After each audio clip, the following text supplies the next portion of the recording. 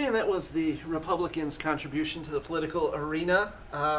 Just like to say, I thought President Barack Obama gave a really good State of the Union speech just a few days ago, and I'm becoming a little more of a Democrat every day. Let me just say that. I cannot stand Rubio. Well, here's to you, pal. Keep doing what you're doing. But speaking of Republicans, former President George W. Bush. I guess apparently he was the victim of a computer hacker. They hacked into his computer system and retrieved all kinds of personal documents, phone numbers, emails, and some very personal paintings he did of himself. Can we take a look at those? Okay, there's one. Yeah, there's him in the shower. Yeah, kind of creepy in a way, but not bad art. Okay, let's look at the next one. Okay, there's him in the tub. That looks like a point of view shot. But what I want to know is, where are they sticking where's he sticking the easel, or the canvas? Maybe I don't want to know.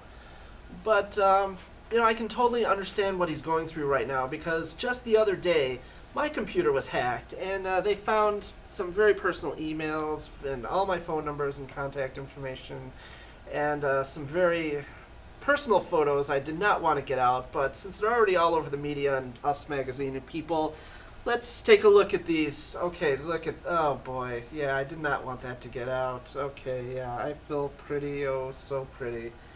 Oh boy. Well, let's see what else. Okay, well, that's going to be on the cover of Star Magazine. That's my wedding photo. Yeah, there's the happy couple, so I did not want that to get out, but, well, moving right along as quickly as we can, this is really exciting news, ladies and gentlemen.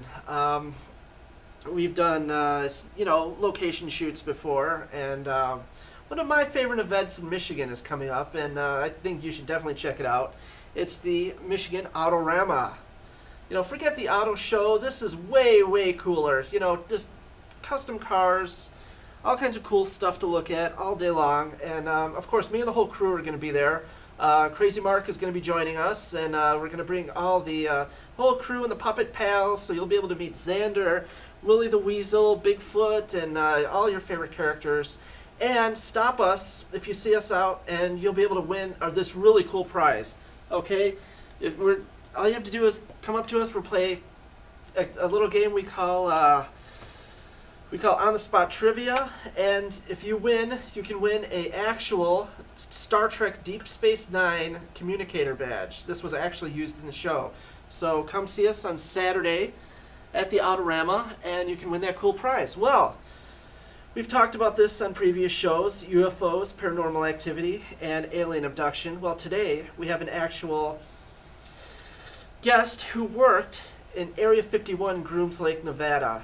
How cool is this? We're going to get insider information from a government official. So stay tuned, ladies and gentlemen. Beware, some of the information you're hearing may be a little frightening, so if you have small children, get them out of the room now. Well, after this brief message, we will get right into it. The truth is out there, and we'll be back.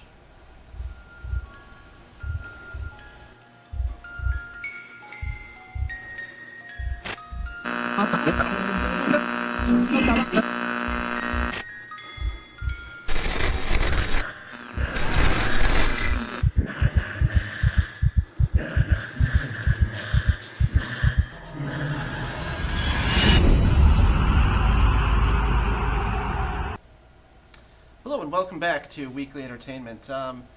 Like I said in the opening monologue, we did a show a couple weeks back, and it was very well received. We talked about paranormal and alien encounters. Well, I mentioned this before, even on the very first episode I appeared on. I mentioned that I was writing a book on UFOs and alien abduction.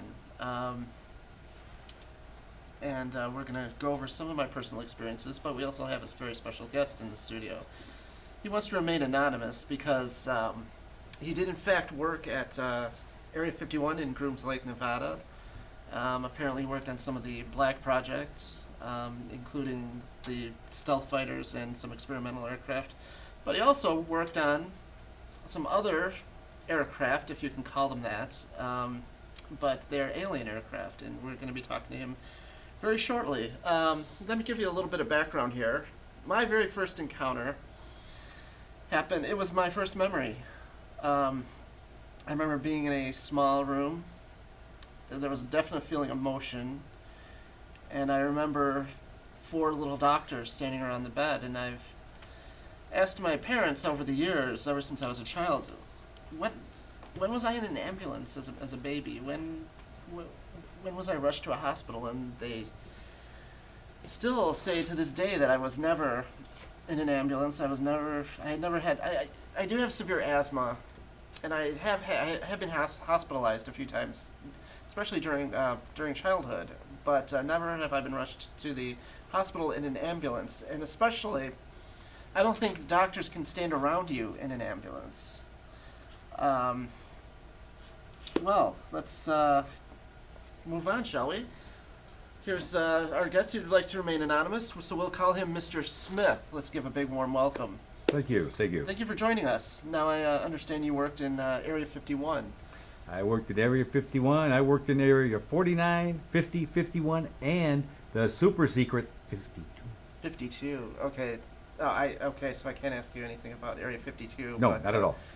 No, so you never hear about the other ones, Area 40, did you say 48 through 51, or? 48, 49, 50, 51, and 52. 52, okay. What goes on in Area 48? Well, you start out, they give you a basic security clearance, Okay, and they bring you in, and what we're attempting to do is reverse engineer the craft that we have discovered, and make no bones about it, we have them.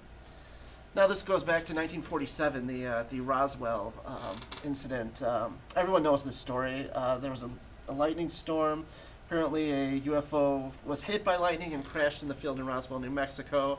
The farmer, Mac Brazel, he called this in, and the next day the government basically went over the entire field with shoulder to shoulder with vacuum cleaners and took away all the debris. And there's the famous Jesse Marcel photo. And apparently, according to some accounts, some bodies were recovered. Is that the wreck you're working on, or is it something completely different? Because this is very interesting. What most people don't understand is the crash in 1947 at Roswell was the equivalent of a UFO sports car. A UFO sports car. So there Okay. weren't that many pieces, and they really didn't make a lot of sense. Now, as time went by, and another thing most people don't know, it was actually the Air Corps' 509th Bomb Wing at Roswell, Okay. which was later moved as far across the country as they could to Portsmouth, New Hampshire.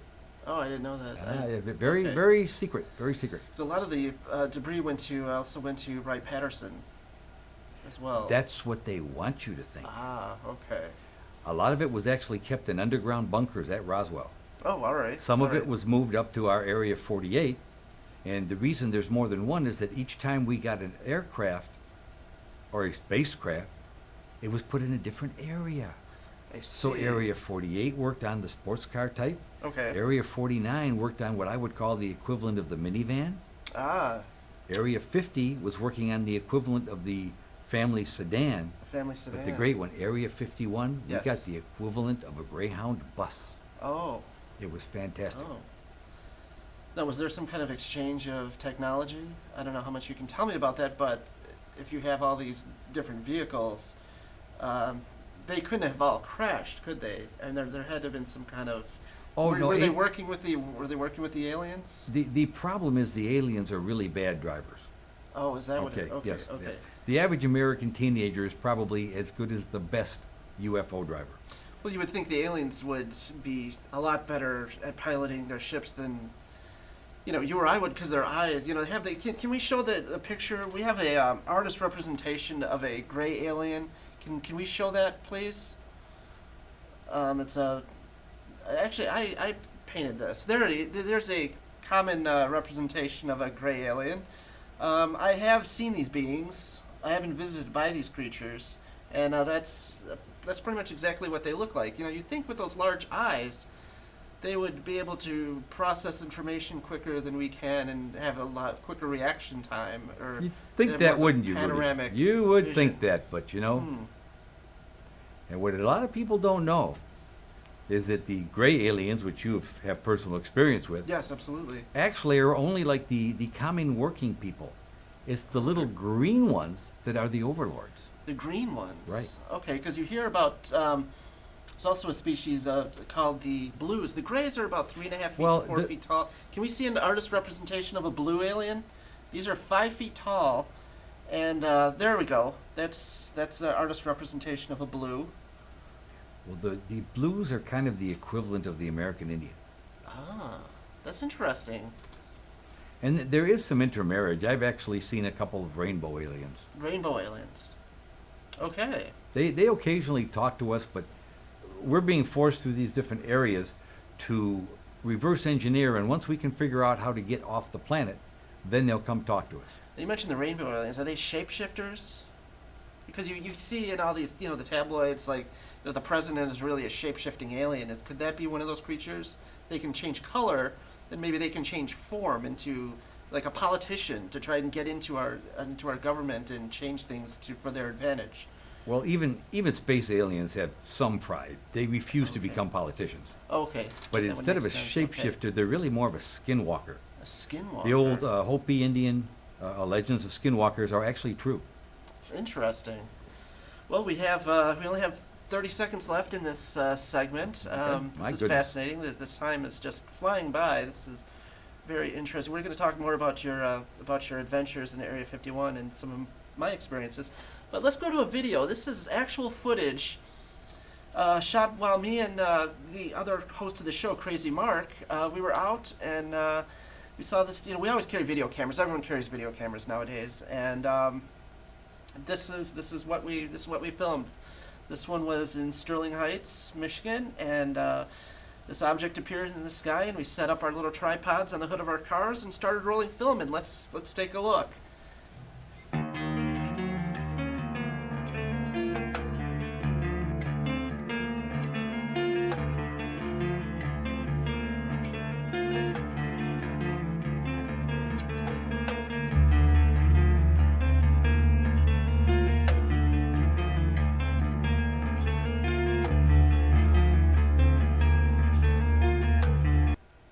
Very interesting. It could have been anything. It just hovered there for a few seconds, then shot off.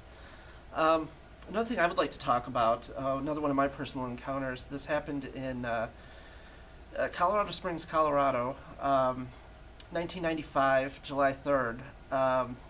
It was at a family get-together with this girl I was dating at the time, and she was staying in Sedalia with the family, and I got a hotel in Colorado Springs, and I was driving back through the mountains, and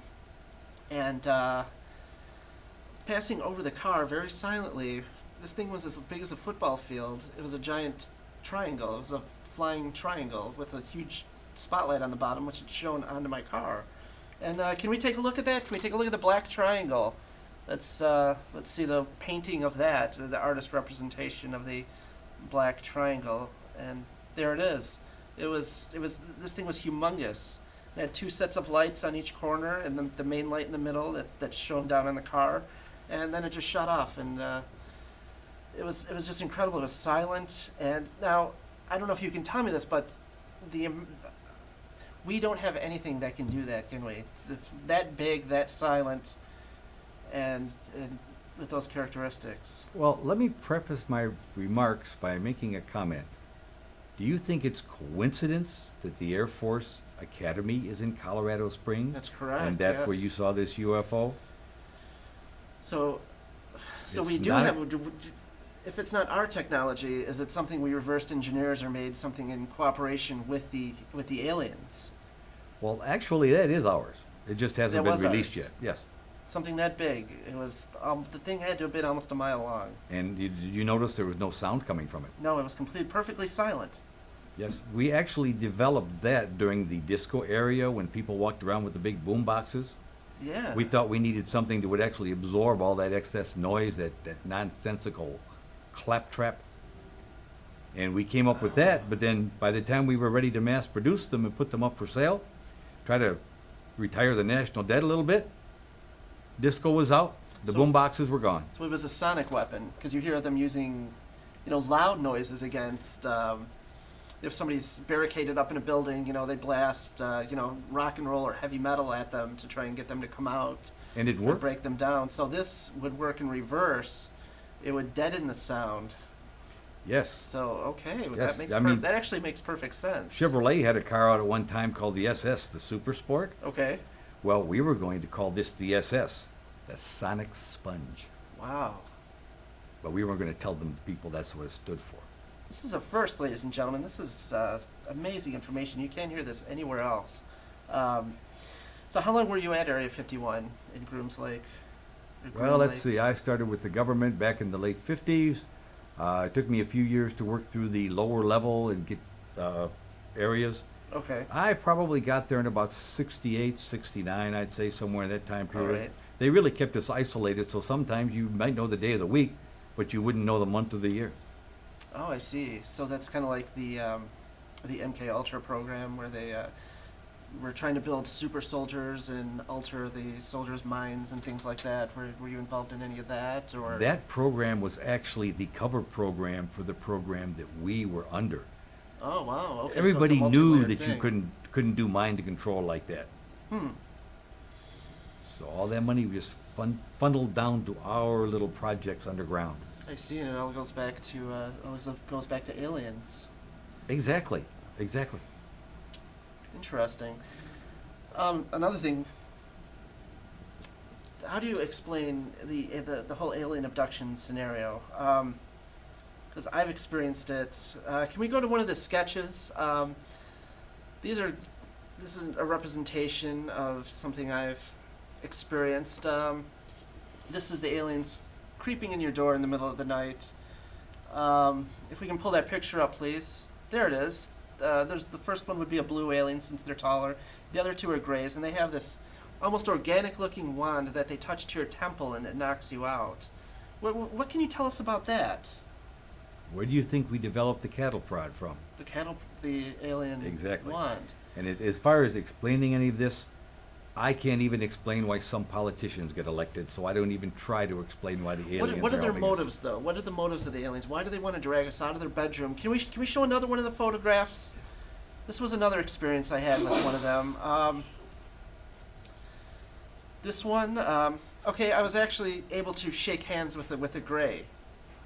Now, it seems like some of them are friendly, yet others want to sneak in your room at night and drag you away and do horrible experiments to you. Are there two different factions of these creatures, or what exactly are we dealing with? Have you seen in your studies at Area 51? Well, the aliens actually, to a great extent, are like human beings. I mean, every family's got the weird uncle that you don't leave people around with. okay. Well, that's the equivalent. You got the weird uncles, then you got the really nice altar boys and grade A students. Okay. It crosses the whole spectrum. There's really no way of predicting which is which, and the lack of distinguishing physical features is a serious problem. Serious. Because they all look problem. exactly the same. I mean, some of them are, the taller ones are blue, the smaller ones are gray, and then we have the skinwalkers, as you've called them, the ones that can actually change their appearance. Exactly. Exactly. So basically, just some of them are just they just have unique personalities. It's Just like us, basically. Some of them want to harm us, others want to be our friends. Can we see another one of those sketches? This was another personal experience. This is going to be in my book. Not only was I allowed to shake hands with the creature, it allowed me to touch its face. And, of course, these creatures have their own, they have their own smell to them. They smell like wet cardboard mixed with cinnamon. And it basically feels like a warm, damp Nerf ball, their skin. I'm sure you guys have done the autopsies according to some of these videos we've seen. the biggest thing you've got to watch out for is the ones that come in smelling like lilacs. Lilacs, okay. Yeah, because the ones that smell like cinnamon, they're just out having fun, doing their job, Okay. trying to satisfy their alien curiosity. Well, it's interesting you say lilac because in the Roswell, some of the Roswell debris, there was almost rice paper. The walls, some of the interior walls seemed to be made of rice paper with purple flowers pressed between them. I believe they were very much like lilacs. Well, So that's because that's those an were the interesting point. partiers. The partiers, Just out okay. looking for a good time. So they were out partying, and that's how their ship crashed. Exactly, like I Okay. explained to you, it was like the equivalent of a Yugo sports car compared to some of Is the that what others. it was? Yes, Okay. yeah, that's why it Okay. crashed. It was So it was very a- poorly constructed. It was unsafe at any speed, much Exactly, like the yes. Corvair. Okay, so they had a Corvair of UFOs. Now, some of these aliens, they go after children. Can we show this picture? This is another childhood experience of mine. Just playing in the basement, and this alien comes in and starts picking up my toys, and then walks off with them. What do they want with toys? And we only have 50 seconds. Well, I'll make this quick. Okay. What they were doing was affecting your mind's development by taking away certain toys that may have actually made you overly aggressive or not aggressive enough. Interesting. It- So they're it- trying to condition you in a way. Exactly. Okay. It's a very subtle form of mind control, I see. That's fascinating. which they are experts at. They are, which we'll get to in the last segment. But we have another video. This is another me and Crazy Mark. Where again, we are sky watchers. We watch for UFOs and objects in the sky. This was taken in Royal Oak. This is a very, very strange UFO. It hovered there for about at least 5 minutes and then just blinked out of existence. So let's take a look at this, and we'll be back.